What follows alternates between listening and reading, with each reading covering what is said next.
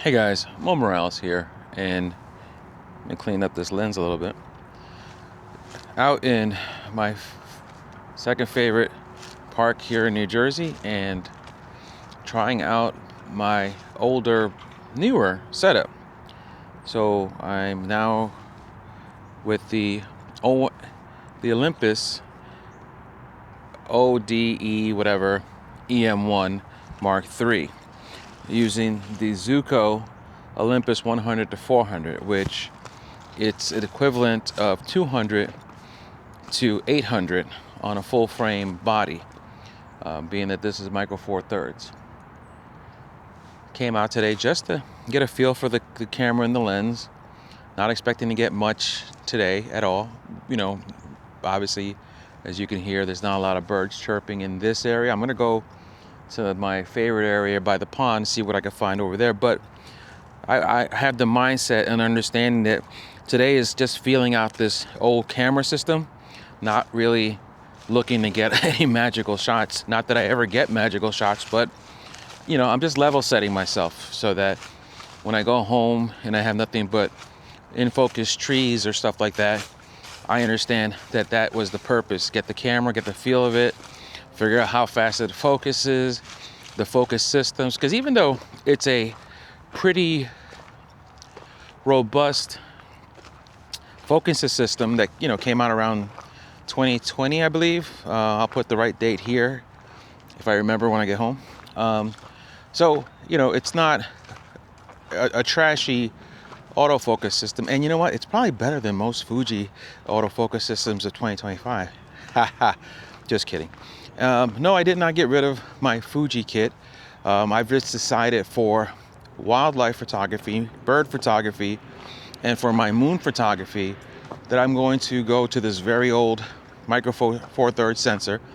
And I say very old, retrospectively speaking, 2020-ish isn't that old. It's just, you know, everyone in my comment section was like, oh, you should get the OM1, the OM1 Mark II. I'm like, bro, sis, I appreciate the offer, because I did ask, what should I get into?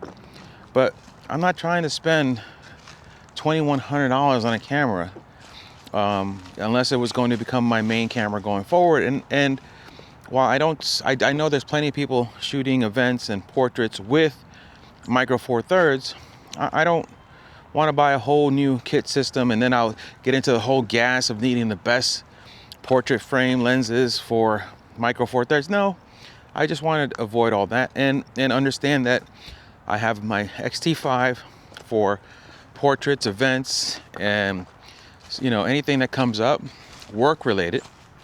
And this would be for specifically my moon photography, which I'm really getting into lately, as well as my birding and wildlife. I really wanted something with more reach, and I actually looked at the Fuji 100, 150 to 600, and I said to myself, you know what?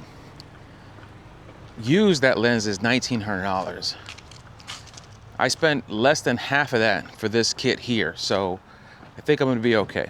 Even though I think it would have been a great improvement on my Fuji system, I just don't think it's money is.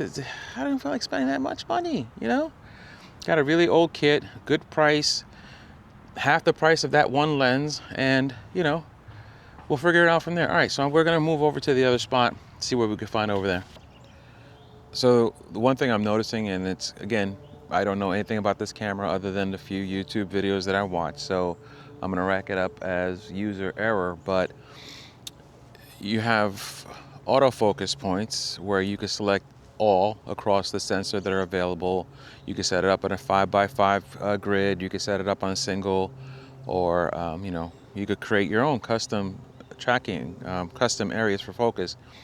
I'm using the 5x5, and what I'm finding is that I'm pointing it, there's some geese over there, and I'm pointing it at the geese in the 5x5 box, and they're fully contrast, so they should be able to be picked up, but the camera is picking up, well, it's putting the autofocus green box above the bird, on the water, on the tree in the background, So I just have to learn more about this system.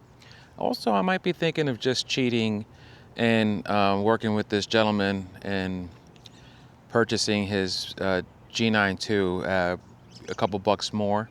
And you know, he gave me the choice. He told me, you know, I've purchased from him before. He told me take this one out, give it a run, see how I feel about it, but I could always come back and get the G9 II, which has a brand new phase detection for Panasonic, but it might be better than this one because I think that one at least offers subject detection, which as I get older and I'm having problems with my eyes currently, I think that might be a better option. But again, that's just me talking about cheating, and I don't think it's cheating though. Let's be honest with each other.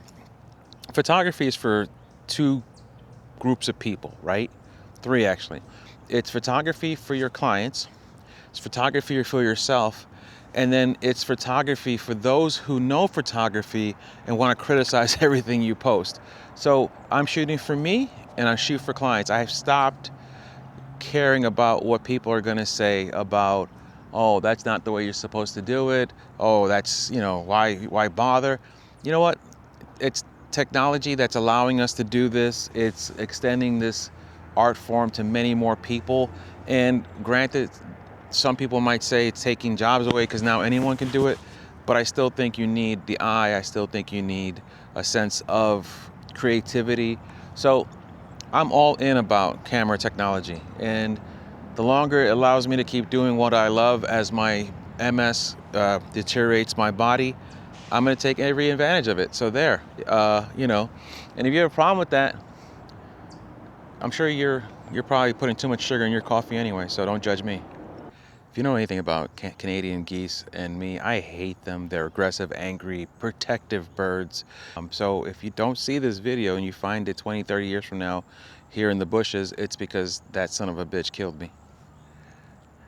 I hate Canadian geese. So I'm doing a current side-by-side of the iPhone 17 Pro Max and the DJI Action 5 Pro, and I'm just getting a sense of what would work better. If I could sell the Action 5 Pro and just use the iPhone in its place. So handling the change in highlights. So while the iPhone is blowing out some highlights temporarily, it does recover them and puts it back to normal. But honestly, for quick YouTube videos, am I going to be that picky? Let me know what you guys think. I just threw this footage in here for your opinion, for no other reason. Another thing to keep in mind when I'm comparing the iPhone footage to the DJI Action 5 Pro is that I'm not using a microphone on the iPhone. I do have a Hollyland Lark 2 for this, but I left it home thinking I brought it. And I am using the DJI Mic Mini on the Action 5 Pro. So just let me know what do you guys think of the audio as well. All right, guys, so that was my first trip out with the Olympus EM1 MKIII and the Zuko, which I don't know if I'm pronouncing that correctly, which I probably am not, 100 to 400 version 1. And I've had a good time with it. A couple things I need to look up, for instance, is the viewfinder just dull? Because everything looks kind of like it has low contrast, where everything's kind of like not washed out, but sort of washed out, you know what I'm saying? So yeah, I hate this little hill here for my old ass. Until next time, I'll give you a follow-up on how I feel about it. And I'm a runner for about a week. The gentleman said I could swap out next Saturday when he comes back with the G9 II if I'm not happy with this one. So far, so good. Would I like more bells and whistles? Sure. Do I need them? No. May I give in to my sin? You guys know me by now. Come on. All right. Until next time, stay strong, stay positive. Always love, respect the beard. Go out there and shoot something with a camera. I didn't need to say that part, did I? Whew, I'm tired.